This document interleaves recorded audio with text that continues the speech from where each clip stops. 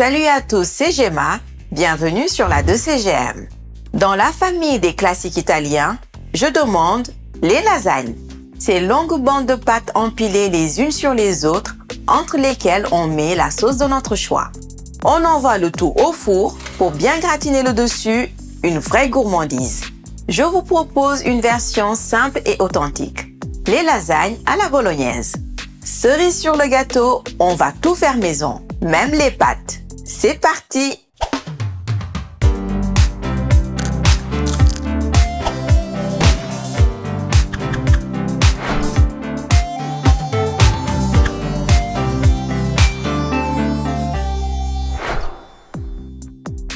Il nous faut la liste d'ingrédients suivante.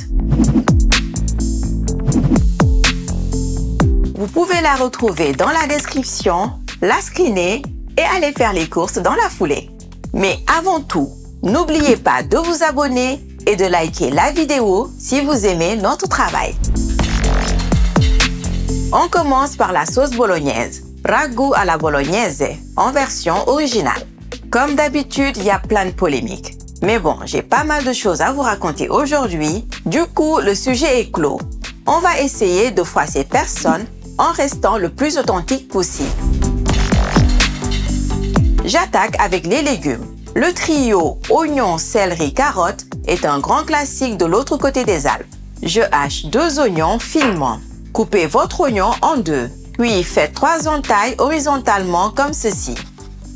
Puis 5 ou 6 verticalement. Serrez bien, puis débitez en petits cubes. Je réalise une brunoise avec 2 carottes. Je découpe d'abord des tronçons, puis je débite des lamelles. Je fais des bâtonnets.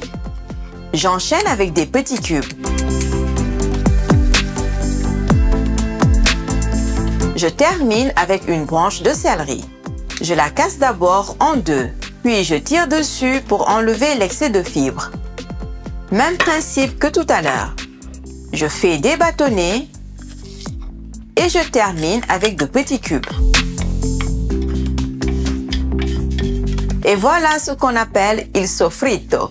C'est une base qu'on retrouve régulièrement dans la cuisine italienne.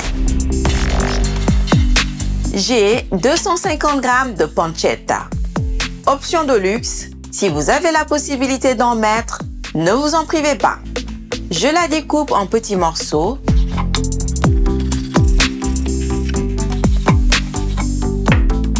Je l'envoie dans ma cocotte en fonte. Le gras de la pancetta va fondre et donner un goût super intéressant à notre sauce. Évidemment, si vous ne mangez pas de porc, n'en mettez pas. Envoyez de l'huile d'olive et faites comme si je n'avais rien dit. J'envoie ensuite les légumes, il soffritto, que je viens de découper et je les fais revenir tranquillement.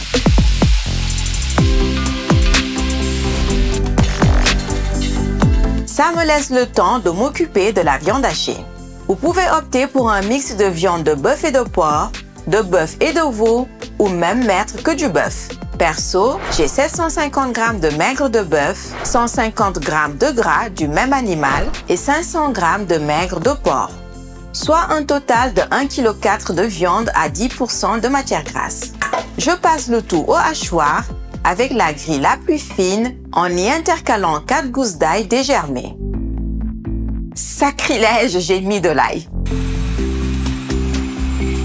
Pour être sûr que rien ne reste coincé dans la vis sans fin, je récupère un peu de viande et je la fais faire un deuxième tour.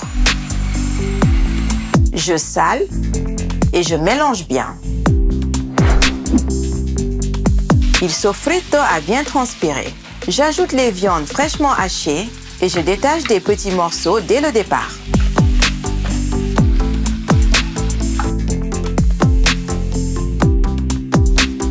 J'enchaîne avec 200 g de concentré de tomates.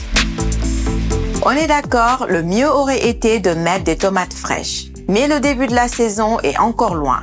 Heureusement qu'il nous reste encore un peu de concentré de tomates. Ça nous donne de quoi tromper l'ennui des beaux jours. Je le répartis bien dans la viande et les aromates. Et j'attends qu'il cuise quelques minutes. Je mouille avec un verre de vin rouge. J'attends que l'alcool s'évapore. Et j'ajoute 2 feuilles de laurier. J'envoie de l'eau à hauteur. Et le petit secret pour une sauce bien onctueuse, un verre de lait entier. Je mélange bien et je laisse mijoter à feu doux pendant minimum 1 heure. Ou 2, ou 3, ou 4. Tout dépend du temps que vous avez à donner à votre ragoût. Mais comme souvent, plus ça mijote doucement, plus les saveurs vont se mélanger et donner une sauce fondante comme on l'aime. Vous pouvez ajouter un doigt de crème fraîche en fin de cuisson pour une sauce encore plus onctueuse. Et voilà ce qu'on obtient. Un ragoût à la bolognaise de folie. Le mieux est de faire la sauce la veille et de la réchauffer le lendemain ou 2 jours plus tard. Elle sera encore meilleure. Qui dit lasagne, dit béchamel. Rien de bien compliqué. Je fais fondre 70 g de beurre. Puis j'envoie le même poids de farine. Je mélange bien. Puis je fais cuire le tout pour me débarrasser du goût de farine. Je viens de réaliser ce qu'on appelle un roux. Je mouille avec 1 litre de lait. Et je mélange à nouveau. J'assaisonne en sel. Et j'envoie une bonne dose de noix de muscade fraîchement râpée. Je fouette en attendant que ça épaississe. Insistez bien sur les bords. C'est là où ça risque d'accrocher si vous manquez de vigilance. Je poivre généreusement en fin de cuisson. Il nous faut une béchamel à la texture plutôt liquide pour réussir nos lasagnes. Comme ça, ça suffit. Prenez bien en compte que ça va épaissir encore en refroidissant. J'ai réalisé une pâte à pâte hier soir avant d'aller dormir.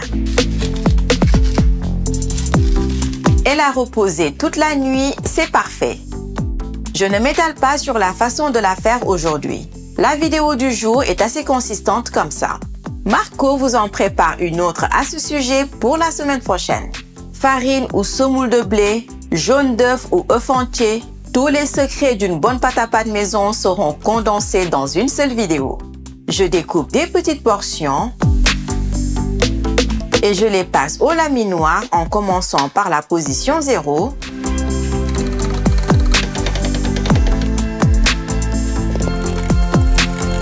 Si vous n'avez pas cette superbe machine qui fera elle aussi l'objet d'une prochaine vidéo, utilisez un rouleau à pâtisserie. C'est plus galère d'avoir un résultat bien régulier, mais ça fonctionne aussi. Surtout pour des lasagnes qui sont les pâtes les plus simples à faire. Jusqu'à la position numéro 5 qui correspond à environ 1,5 mm d'épaisseur. Si vous voulez des pâtes plus fines, vous pouvez pousser jusqu'à la position 6. Je coupe des bandes un peu plus longues que le plat que je vais utiliser pour faire cuire mes lasagnes. Je les farine bien pour ne pas qu'elles restent collées entre elles. Je pars au maximum pour avoir de jolies bandes.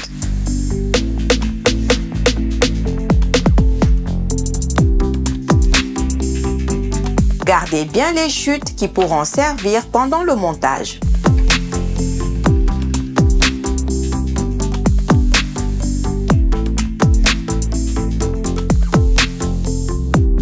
Et voilà, ma réserve de lasagne fraîche est prête. C'est propre, c'est précis, c'est beau, ça fait plaisir.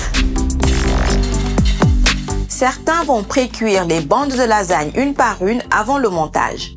Franchement, on a essayé les deux versions. La différence est tellement insignifiante que la charge de travail que ça implique n'en vaut pas la peine. Surtout avec des pâtes fraîches qui cuisent sans aucun problème. J'ai oublié d'ajouter une dose de poivre du moulin à ma sauce. C'est le moment d'en profiter pour le faire. Tout est prêt, on passe au montage. L'idéal est d'avoir un plat rectangulaire pour que les lasagnes s'agencent facilement sans trop de découpe. Allez, on se met en mode BTP. Je commence par envoyer un peu de béchamel dans le fond du plat.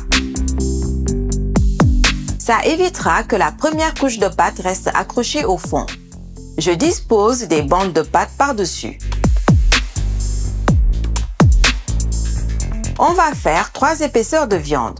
J'envoie donc environ un tiers de mon ragoût.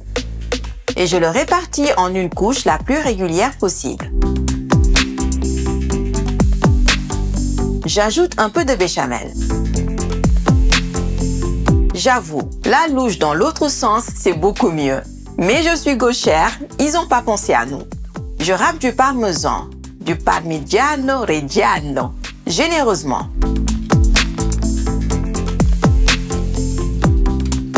Je pense que vous avez capté le schéma. Je le reproduis encore 2 fois pour me retrouver avec un R+2. Je récapitule quand même au cas où. Une couche de pâte. Une couche de ragoût. Quelques louches de béchamel.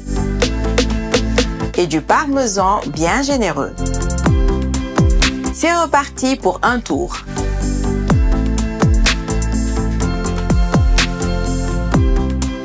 Pour le dernier étage, on va faire quelque chose de bien gourmand.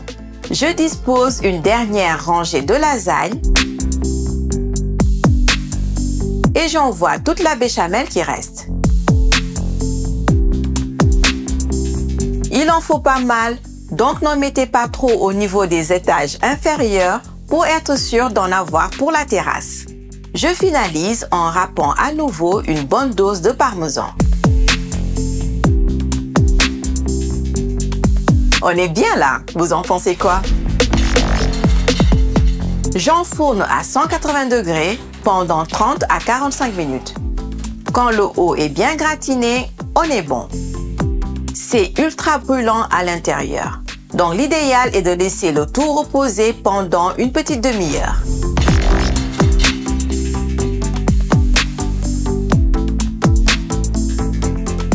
Et voilà ce qu'on obtient. Des lasagnes ultra goûteuses et bien fondantes. Avec des pâtes faites maison, c'est encore mieux. Ce gros plat va être torpillé en un repas à 5. Ça passe tout seul.